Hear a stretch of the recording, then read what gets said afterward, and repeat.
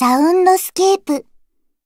薪をくべる焚き火の音で、ぼーっとしちゃいましょう。みんなこんにちは、ルシフェルよ。今回の放送は、焚き火の音よ。本当は、キャンプに行って一から火起こしをしたいんだけどね。ほら、やっぱりめんどくさいじゃない？薪を用意したり、煙が出ないように乾かしたり、崩れないように積み上げたり、いろいろさ。本当に好きな人は、それも醍醐味なんだろうけど、私にはちょっと難しいわね。それじゃあ、みんなのお耳が癒されますように。どうぞ。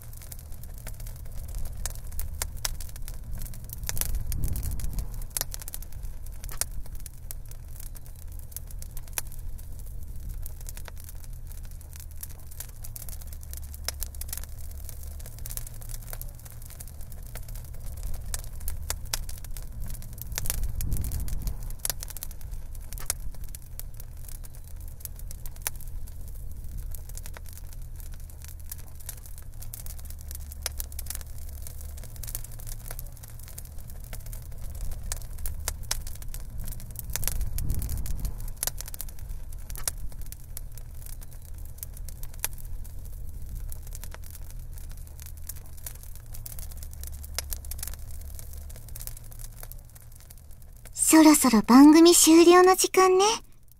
みんなどうだった？焚き火の音で耳が癒されたかしら？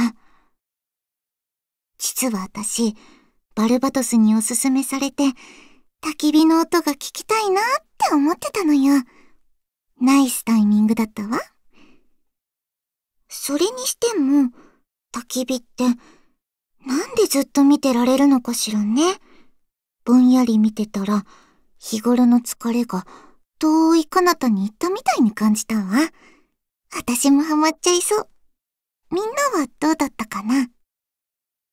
あ、もし、実際に焚き火をしようって思ってる人がいたら、火の取り扱いには絶対に注意してね。